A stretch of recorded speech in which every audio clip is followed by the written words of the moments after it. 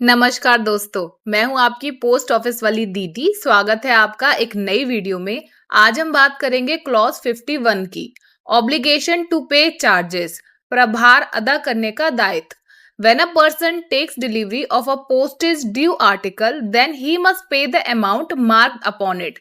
यदि कोई व्यक्ति पोस्टेज ड्यू यानी कि डाक शुल्क बकाया वाली डाक वस्तु को प्राप्त करता है तो उसे उस पर अंकित यानी कि उस पर जितना भी पैसा बकाया है उस राशि का भुगतान करना कंपलसरी होता है, अनिवार्य होता है। ठीक है, इसका मतलब है कभी कभी किसी पत्र, पार्सल या अन्य डाक वस्तु पर पूरा डाक शुल्क नहीं दिया जाता है ना।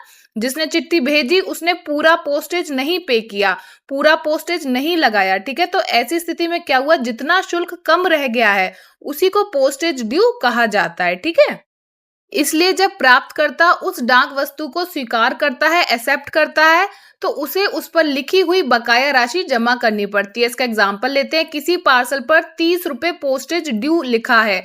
यदि प्राप्तकर्ता पार्सल लेना चाहता है तो उसे 30 रुपए का भुगतान करना होगा। बिना पोस्टेज ड्यू का भुगतान करे वह उस पार्सल को प्राप्त नहीं कर सकता है। ठीक है, अब सेम चीज जो हमने पढ़ी हम उसे डायग्राम में भी देखेंगे। फर्स्टली अगर पूछा जाए कि ऑब्लिगेशन टू पे चार्जेस की बात कौन से क्लॉज में करी है, तो ये बात करी गई है क्लॉज नंबर 51 में।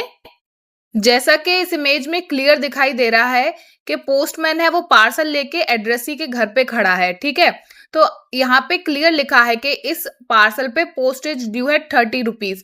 तो अगर एड्रेसी ये पार्सल लेना चाहता है ना, इसे एक्सेप्ट करना चाहता है, स्वीकार करना चाहता है, तो वो क्या करेगा, वो पोस्टेज ड्यू का जितना भी अमाउंट है बचा हुआ वो पेमेंट करेगा और उसके बाद ही वो पार्सल रिसीव कर सकता है। ठीक है, यदि किसी पत्र, पार्सल या अन्य डाक वस्तु पर पूरा डाक शुल्क यानी कि पोस्टेज नहीं लगाया जाता तो जितना शुल्क कम रह जाता है उसी को पोस्टेज ड्यू कहा जाता है। अब यहाँ पे डाकिया क्या कार्यवाही करता है वो भी देखते हैं। डाकिया जो पोस्टेज ड्यू है राशि वो वसूल करता है पूरी। ठीक है, भुगतान होने के बाद ही वो डाक वस्तु डिलीवर कर सकता है। ठीक, अब बढ़ते हैं नेक्स्ट पॉइंट की तरफ। Any complain of overcharge should be made to the post master of the office of delivery before being opened. यदि प्राप्तकर्ता को लगता है कि डाक वस्तु पर उससे अधिक शुल्क यानी कि ओवरचार्ज वसूला जा रहा है तो उसे इसकी शिकायत डिलीवरी देने वाले डाकघर के पोस्ट मास्टर से करनी चाहिए, लेकिन यह शिकायत डाक वस्तु को खोलने से पहले करनी चाहिए। ठीक है, एग्जाम्पल लेते हैं।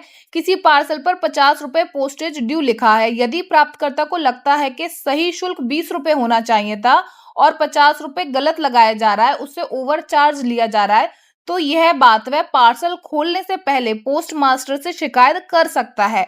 यदि उसने पार्सल खोल लिया है तो बाद में ओवरचार्ज की शिकायत करना बहुत डिफिकल्ट हो जाता है। ठीक है, इसलिए ओपनली कहा गया है क्लॉज में कि अगर आपको कंप्लेन करनी है कि आपसे ओवरचार्ज लिया जा रहा है ना, अधिक शुल्क लिया जा रहा है, तो इसकी शिकायत हमेशा डाक वस्तु खोलने से पहले पोस्ट मास्टर सर को करनी चाहिए।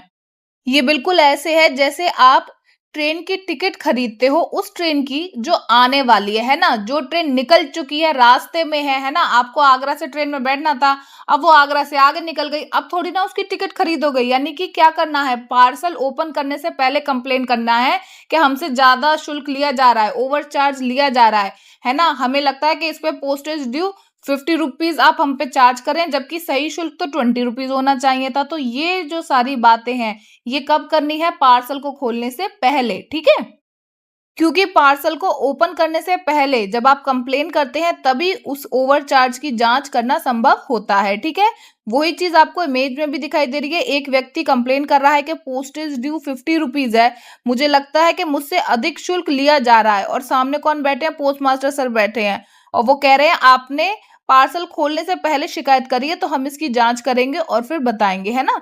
तो हमेशा याद रखना, अगर आपको ओवरचार्ज लग रहा है कि आपसे लिया जा रहा है तो इसकी कंप्लेन करोगे, लेकिन पार्सल को खोलने से पहले करोगे। और किसको करोगे, जिस डिलीवरी ऑफिस में आपने पार्सल रिसीव किया है वहां के पोस्ट मास्टर सर से करोगे। ठीक है, इस वीडियो में इतना ही। अंत तक देखने के लिए आपका बहुत बहुत शुक्रिया।